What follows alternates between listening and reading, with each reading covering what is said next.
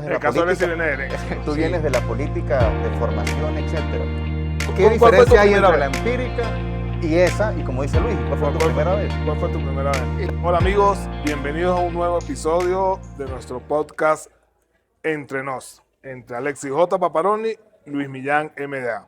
Hoy tenemos como invitado a un amigo luchador perteneciente a uno de los partidos políticos de la Plataforma Unitaria, con el que siempre hemos estado en la lucha por el cambio político en el país.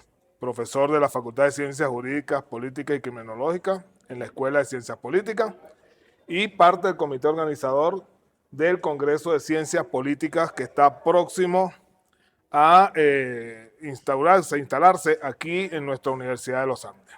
Vamos a dejar sin más preámbulos a Alexis, pero No. Aquí nos sentamos hoy como si fuéramos a recibir clases. Mire, estamos Luis y yo en un lado y tenemos al profe José Domingo de otro y estamos aquí porque vamos a recibir clases. Además, en la hermosa Facultad de Derecho, en un clima... Mira, no diga Facultad de Derecho, entonces se nos ponen bravos los amigos de Criminología y de Ciencias Políticas. Entonces, que decir Facultad de Ciencias Jurídicas, Políticas y Criminológicas.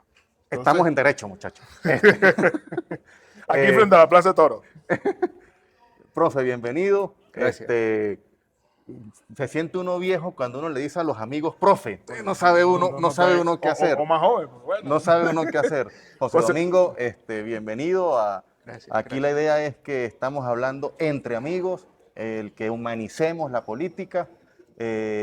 Y siempre hablamos porque de repente Luis y mi persona venimos de la política empírica, es decir, desde pequeños en esto, metidos en la dirigencia estudiantil, etcétera, etcétera. Tú no. Herencia. Tú no, tú vienes de la política. Tú vienes de la política de formación, etcétera. ¿Qué diferencia hay entre la empírica y esa? Y como dice Luis, ¿y cuál fue tu primera vez? ¿Cuál fue tu primera vez? En la política. Se complementan. Hay una complementación muy interesante. Muchachos, muchas gracias. Muchas gracias, Alexis. Muchas gracias, Luis, los organizadores y productores del programa. Ahí está el equipo.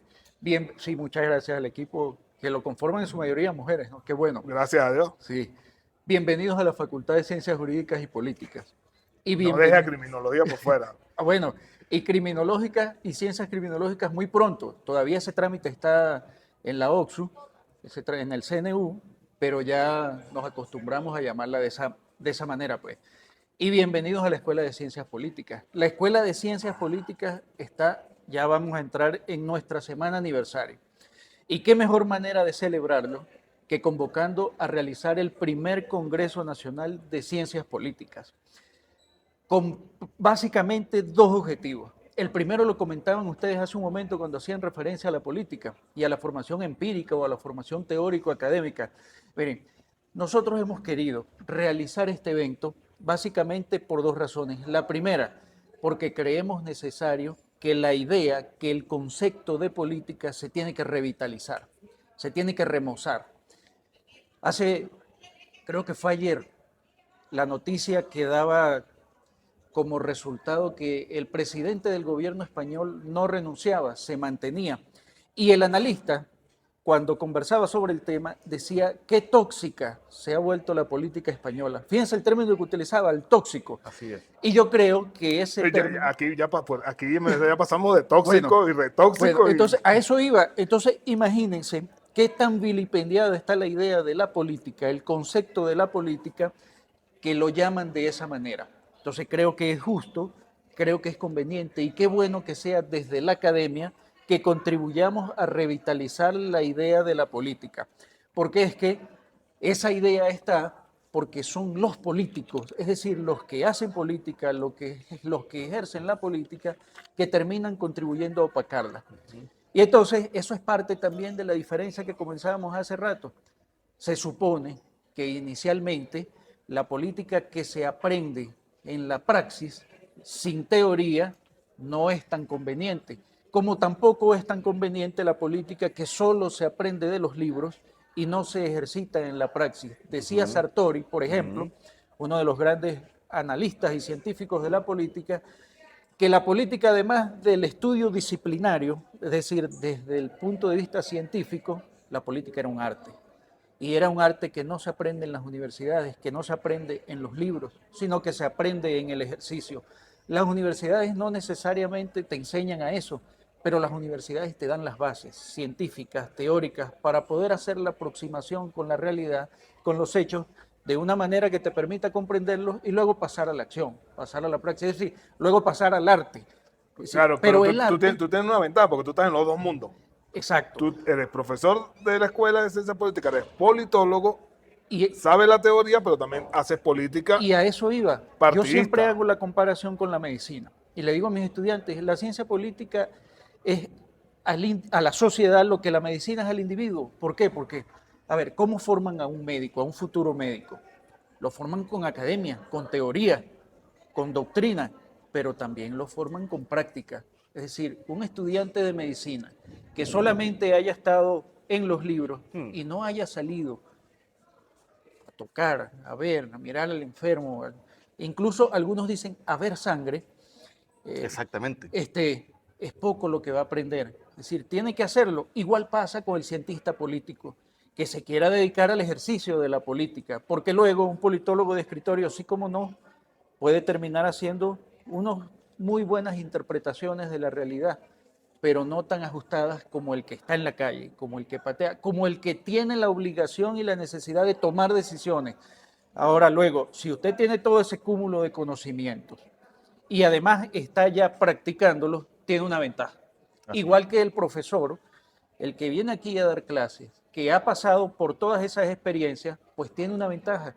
Y es que va a poder decir, va a poder hablar de los libros y va a poder hablar de la experiencia. Porque al final la política termina siendo, ¿cómo lo evaluamos? Por resultados. Y al final, ¿qué termina siendo la política? Las realidades, los hechos que tenemos ahí y su interpretación. Entonces, uno de los primeros objetivos, les decía al comienzo de la intervención, de este Congreso es acercarnos un poco a la idea de la política, porque en definitiva todos somos políticos. Es decir, aquí hay personas que incluso hasta de una manera, eh, a ver, nos dicen, yo no soy político, y tratan de obviar la realidad o separarse de lo que está ocurriendo diciendo, es que a mí no me interesa la política porque yo no soy político, porque yo no vivo de ella. Pues les tengo una noticia, todos somos políticos. ¿Y por qué todos somos políticos? Porque quizás la idea es que, bueno, pero es que yo no pertenezco a un partido político, pero igual No sigue tiene que siendo ver, así político. es. Igual sigue siendo político. ¿Por qué? Porque primero eres un ser humano y todos los seres humanos somos seres sociales, somos seres gregarios. Es decir, tenemos una inclinación, ya sea por razón o por instinto, a vivir en sociedad.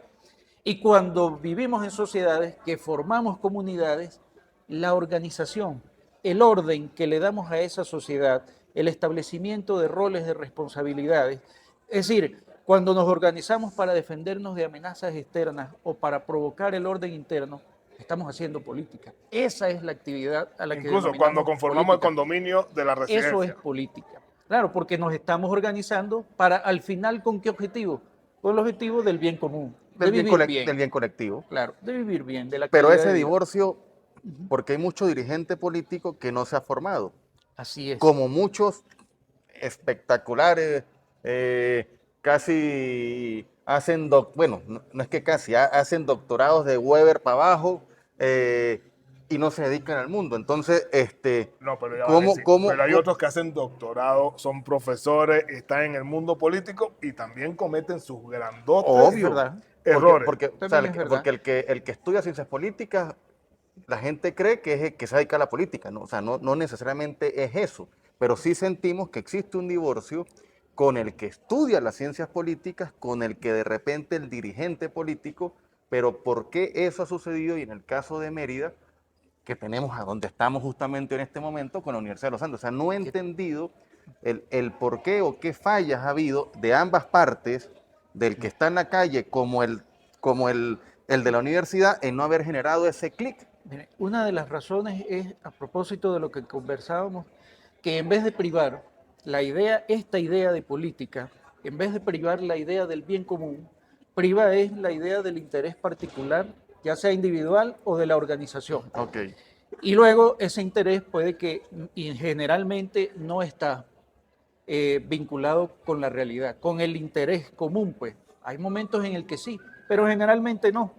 Cuando eso ocurre, tenemos la fractura, primero.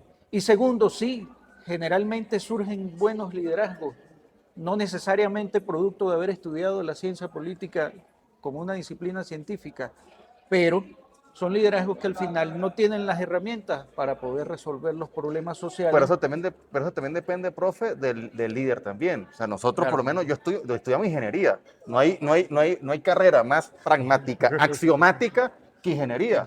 Pero bueno, justamente yo en este momento estoy haciendo...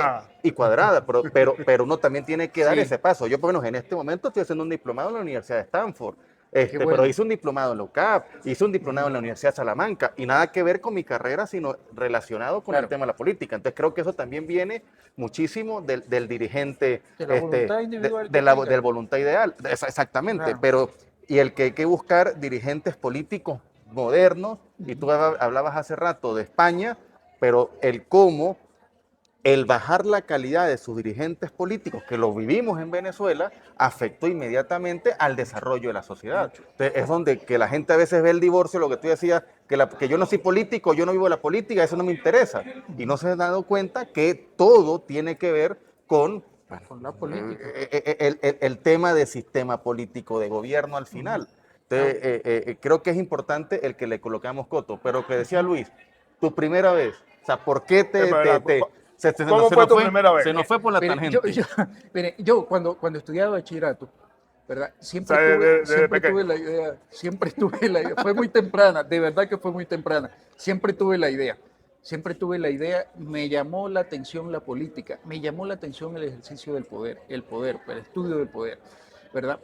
Y presenté la PINA, y ingresé por PINA, y a partir de ahí, bueno, todo el desarrollo, inicialmente con una visión muy académica y con un interés muy académico, pero luego, por ejemplo, yo tuve la oportunidad, apenas me gradué, y luego de haber sido tesista de la profesora Rita Yacalone, tuve la oportunidad de irme a trabajar en la Secretaría del Consejo Nacional de Seguridad y Defensa, que es un organismo que pertenece a Casa Militar, que pertenece a la Presidencia de la República. Exacto. Y entré ahí a trabajar como analista de seguridad y defensa. Y pasé 5 años.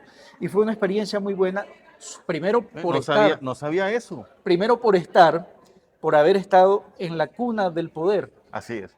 ¿Verdad? Y luego porque el proceso de formación que recibe uno, no solamente en el ejercicio como analista, sino la formación académica. Y entonces fui uno de los primeros civiles egresados a mi edad del Instituto de Altos Estudios de la Defensa Nacional, y hice cursos en el Estado Mayor Conjunto, hice cursos en la Cancillería, es decir, un proceso de formación que en ese momento estaba concebido para los analistas de seguridad y defensa, de manera tal que tuviésemos en el país personas con la suficiente capacidad para realizar el trabajo y vincularnos. Es decir, la necesaria vinculación. Entonces, de ahí vienen, para responder la pregunta de ustedes, mi primera vez, muy temprano, muy temprano. Interesante, y luego, ¿no? No sabíamos eso. Claro, y luego, y luego me regresé a Mérida, eso fue en Caracas, luego me regresé a Mérida en una comisión de servicio y no me volví a ir. Me quedé aquí, entre otras cosas, porque además del trabajo profesional, me dediqué también a la política, inicialmente como independiente, y pasé largos años como independiente, hasta que al final, hace pocos años atrás, ingresé a un partido político, pues. O sea que, es decir, fue desde temprano. Pero tú trabajaste en la gestión con Lester, en la alcaldía. Trabajé en la gestión con Lester, pero sin estar vinculado a un partido político, ¿cierto? Si no, fue más una cosa profesional y de afinidad. ¿Y cómo fue personal. Entrar a un partido político y ya no son los libros, sino la realidad? Bueno, yo hace más o menos 14 años hice un estudio. Estaba comenzando mis labores académicas acá en la universidad. Hice un estudio por el CDCH sobre, que ese fue titulado Presente y Futuro del Sistema de Partidos en Venezuela. Hice un estudio del sistema de partidos y sobre todo desde la perspectiva de la juventud, de las nuevas generaciones, porque en ese momento la idea era entender por qué no había ese cambio generacional tan necesario para la política venezolana. Y yo siempre había estado con una idea hacia los partidos, pues lo mismo que tenía la gran cantidad de venezolanos. Tú caías en el error de los que muchos caen. Pues, aún cuando soy politólogo. Es decir, ¿por qué? Porque no estaba satisfecho con lo que estaba ocurriendo, pero al final, producto de los estudios, producto de la realidad, termina entendiendo que es mejor estar ahí en un partido y hacer hacer el cambios trabajo desde adentro que estar desde afuera asomando ideas, intentando aportar es decir, y al final no se consigue de esa forma. Entonces, eso fue lo que me llevó, Alexis, a ingresar a un partido y tratar, y en eso estamos, intentando hacer el esfuerzo, primero el esfuerzo del necesario cambio de visión del sistema político venezolano, porque la lucha no es solo contra el autoritarismo que tenemos presente de la actual gestión, la lucha es por el redimensionamiento de los partidos políticos que tienen que jugar un papel muy importante para la reinstitucionalización democrática. Y eso tiene que venir por un cambio de paradigma. En blanco y negro. El autoritarismo también de algunos partidos. De algunos partidos, claro, pero ¿producto de qué? De intereses particulares, de intereses muy sesgados, de lo que llamaban antes el cogollo.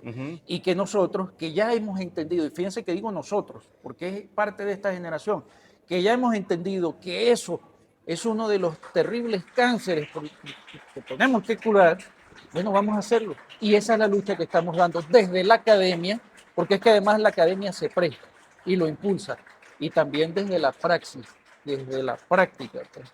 Vamos a un corte. Esos aplausos que oyen de fondo es porque estamos en pleno pasillo y la facultad está full de clases. Mira, cuando regresemos José Domingo, vamos a hablar un poco, ya entrando en materia, primero que nos finiquite. No, casi no hemos hablado de materia. No, pero en el tema político terrenal, actual, de la actualidad política. Pero antes de entrar en ese punto, el Congreso, decirnos qué días son, claro, dónde va a ser, quiénes son los ponentes, cómo hace la gente para inscribirse y esas cosas. Claro, y la publicidad se la pasamos después. Claro, del Congreso. La factura. La factura. Factura. No. Está bien. En el caso de CNN. Tú vienes de la política de formación, etcétera. ¿Qué diferencia hay entre la empírica y esa? Y como dice Luis, ¿cuál fue tu primera vez? ¿Cuál fue tu primera vez? Bueno, continuamos en nuestro segundo segmento después de los aplausos. Profe, 2024. Creo que el 28 de julio va a ser el hito democrático, cuidados y más importante, sin exagerar, de los últimos 100 años de Venezuela, y coloco hasta por encima del 58, etcétera, etcétera. Tenemos posibilidad, ¿qué hay que hacer? ¿Qué crees que esto? Obviamente nosotros definimos que esto es una carrera de resistencia y aparte de obstáculos, pero ¿qué tenemos que hacer los que nos están viendo para justamente el 28 de julio, de manera que también lo entendimos, democrática, pacífica y electoral, realmente hacer el cambio tan anhelado por los millones de venezolanos? Mira, lo primero creo que tenemos que entender la importancia de la participación, la importancia de seguir transitando el camino electoral, que creo que es el más oportuno y en el que en realidad los que somos demócratas tenemos chance. Fíjense, yo voy a resaltar un par de cosas de lo que ha ocurrido en el último mes en la historia política venezolana. Primero, hay la consolidación de un liderazgo que, si se quiere, su origen es emocional, pero que quedó legitimado el día 22 de octubre a través de las elecciones primarias. Ese liderazgo se ha consolidado. Eso tenemos que reconocerlo. Luego, a partir de ese liderazgo, la estructura política de la oposición democrática venezolana, que está concentrada básicamente en la plataforma unitaria, entendió la necesidad de organizarse, de responderle al país, de hacer la lectura correcta y de garantizar la unidad. La unidad como principio fundamental para poder abordar un evento electoral con caras a ganarlo, de caras a ganarlo. Pues ese fue el segundo elemento. Y el tercer elemento es que el liderazgo opositor, sobre todo las figuras que estaban aspirando, es decir, que estaban como candidatos presidenciales, entendieron la necesidad de acuerdo, entendieron la necesidad de una Venezuela mejor en el corto y en el mediano plazo que se puede lograr. Y entonces esos tres elementos terminaron configurándose de una manera tal que le abrieron al venezolano la posibilidad de generar un cambio el día 28 de julio. Es decir, por lo menos en la mesa los elementos están dados. Y termino resaltándolo también porque es que esos elementos, aun cuando son, muy de entrada, aun cuando son muy evidentes, no lo habíamos hecho en oportunidades anteriores. Siempre terminaba ocurriendo una fractura. Porque siempre teníamos la reacción antes que el debatir internamente la plataforma las diferentes salidas que teníamos. O sea, a mí me causa mucha satisfacción las decisiones que se han tomado. ¿Por qué? Porque son decisiones que se nota que han sido pensadas, debatidas, con todas las diferencias que hay de los partidos políticos internos. Se llega a consenso, pero esa es la política. O sea, la política es vivir el día a día, pero conversar, dialogar, llegar a consenso. Y la plataforma nos ha demostrado que a pesar, y lo vuelvo a decir, que de las diferencias internas que haya, se pudieron poner de acuerdo en salvar la ruta electoral primero que nada. Y no caer en la tentación de lo que ya habíamos caído en elecciones anteriores, que era de todo el mundo abstenerse, en otras unos se abstienen, otros votan, en otras todo lo contrario. Entonces, al final, nuestro electorado se dispersaba y no llegábamos a los objetivos que nos habíamos planteado. Pero estas reacciones que ha tenido la plataforma, yo creo que incluso han desencajado al PSUV. Así es. Y a tal punto de que ya no consiguen cómo atacar la candidatura presidencial del mundo. Porque ¿cuál terminaba siendo la estrategia del gobierno? Muy sencilla. Por un lado, generar fractura en la oposición, dividir la oposición. Y por el otro lado, provocar abstención por ese mismo acontecimiento y por el desánimo que generaba en nuestros electores. En este caso, esa estrategia no les ha funcionado. Igualito van a seguir arremetiendo con cualquier cantidad de cosas que son capaces de hacer. Pero el tema es que hasta ahora, tanto el liderazgo como los factores de la unidad, como la ciudadanía, ha entendido que los líderes políticos de oposición están dando la respuesta acertada, la respuesta correcta para el momento que estamos transitando. ¿En qué debería concluir eso? En una participación masiva, es decir, en una movilización masiva el día 28 de julio, que sería, es decir, la guinda final, para poder provocar el cambio, porque es que además no es solamente la emoción representada en los últimos días. Ustedes ven la movilización en las distintas giras, y en este caso de María Corina ya no candidata, ¿sí? Pero igual la emoción del pueblo manifestándose. Y en segundo lugar, porque es que ninguna encuesta, ningún estudio de opinión, ni siquiera los que pueden estar más mediatizados, más parcializados, dan como ganadora la opción de gobierno. Ninguno. Y además, la ventaja que tiene en este caso el candidato de la oposición democrática es amplia, es muy amplia. Fíjense el fenómeno cuando el presidente Chávez cedió el poder, ¿verdad? El sustituto fue Nicolás Maduro, ¿cierto? Pero Nicolás Maduro, en ese lapso, que fueron alrededor de 50 días, una ventaja que habían dejado de un poco más de 20 puntos, se redujo, que incluso todos los analistas coinciden en que si la elección hubiese sido la semana siguiente, ya el candidato, que en ese momento era Capriles, hubiese ganado el proceso electoral. ¿Qué quiero decir con esto? Que en ese momento los votos no se endosaron, y aun cuando se trató, el candidato, la campaña no resultó y se redujo la diferencia. En este caso no podemos hablar de lo mismo, porque en este caso se mantiene, es decir, el liderazgo emocional de la gente, por la persona que fue electa el día 22, que fue María Corina, pero por la necesidad de cambio, y identificando en la tarjeta de la unidad, y en este caso personalizado en el doctor Edmundo. Es decir, todos los factores que pueden beneficiar el proceso para la oposición democrática están dados. Es decir, es cuestión de hacer la tarea. Tú has dado en el punto, hacer la tarea.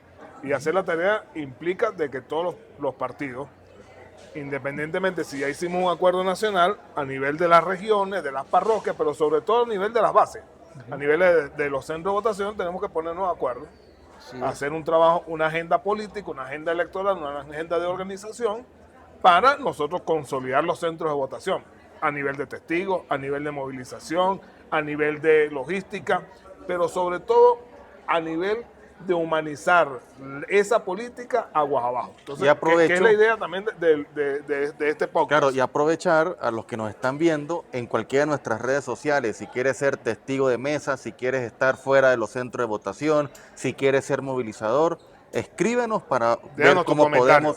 déjanos nuestros comentarios, cómo podemos articular, porque aquí necesitamos los millones de venezolanos que seamos un solo cuerpo y que seamos un solo músculo el 28 de julio.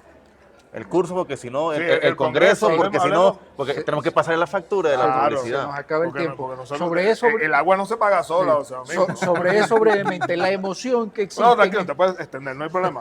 la emoción Vayan que contando de existe, los minutos de la publicidad. la emoción que existe en ese en este momento de cara al proceso electoral, tenemos que transformarla en estructura. Así es. ¿Verdad? Y aquí va a venir a jugar un papel muy importante las organizaciones políticas, los Así partidos políticos, que son los que tienen la estructura. Es decir, porque emocionalidad sola, no. Hay que generar estructura. El segundo elemento que les decía hace rato del porqué del Congreso, ¿verdad? Era porque queremos reforzar la idea de la universidad como colaboradora de la sociedad, y en este caso del ámbito político, pues. Y para eso, entonces, configuramos este evento, es decir, para que desde la universidad impulsemos esa cercanía y reforcemos esos lazos, esa relación. Este evento va a contar con 3 temas centrales. El primer tema es el relacionado a la democracia y vamos a discutir con unos distinguidos ponentes sobre la idea de democracia y a tratar de responder en qué condición está la democracia en Venezuela en este momento. ¿Podemos hablar de democracia? Y si es así, ¿qué tanto? Tenemos que consolidarla, tenemos que perfeccionarla. Es decir, ¿cuál es la situación de la democracia en este momento? A ver, hay analistas, distinguidos politólogos que ya desde hace unos años atrás dicen que no, que en Venezuela hay un autoritarismo competitivo, o algunos como el profesor Magdaleno dice que ya estamos en un autoritarismo absoluto. Pero esa idea vamos a terminar de analizarla. Luego vamos a conversar sobre las transiciones. Algunos dicen que Venezuela ya ingresó en un proceso de transición a partir del día 22 de octubre, ¿cierto? Hay otros que piensan que la transición debe comenzar después del proceso electoral, porque además tenemos que entender que el proceso electoral es el día 28, pero si el resultado es lo que nos dicen las encuestas y la emoción que hay en la calle, ese Se hace presidente efectivo 6 asume meses después. en enero del año que viene. Es decir, Exactamente. vamos a pasar un largo tramo con 2 presidentes, un presidente electo y un presidente en ejercicio.